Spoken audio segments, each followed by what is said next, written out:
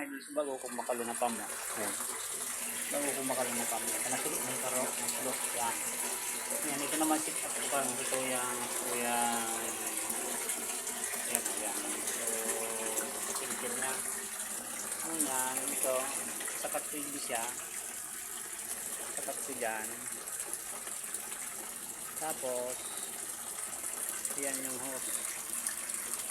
Pasiring ko na sa saro. Filter siya, filter. Tapos, pasiring naman naman sa ayan. Siya na yung mga bagsak naman sa hindi sa baba. Jadi, ayan yung filter niya. Filter rigde. Filter ko dyan.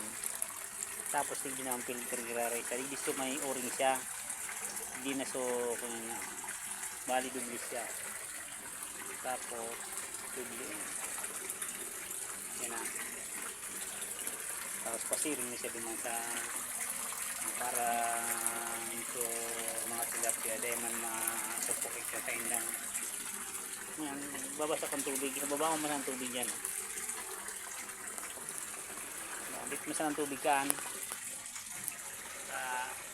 Lilimpihan ko so filter niya. Lilimpihan ko niya. Ito may uring sa laog sa irarom.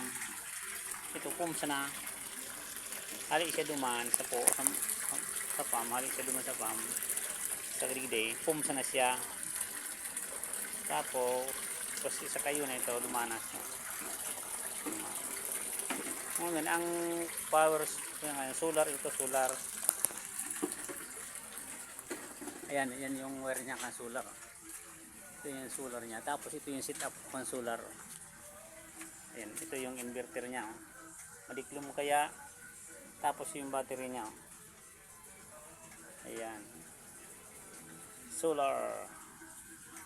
Libre na kita sa kuryente. Ayan. Ayan ang ganyan. Nag-iinit kaya oh. Nakusugan ko yan kayo ito. Nag-iinit ang sa puyang wire. Taliyot yung wire ko. Ayan. Ayan oh. Ang kuryente niya ay nasa 11.6. Ay, nag-charge pa. Nag-charge pa siya oh. Ayan, nagagana pa so power niya. 11.6 ang natada niya nas ng yan. Ito. Maluya na kayang kuryente. Maluya ng init hapon na. Kaya lang ito naman, mainit naman sa wire. Nag-iinit siya. Saliyot kayang wire. Ayan, salidaan ko siyang wire dala.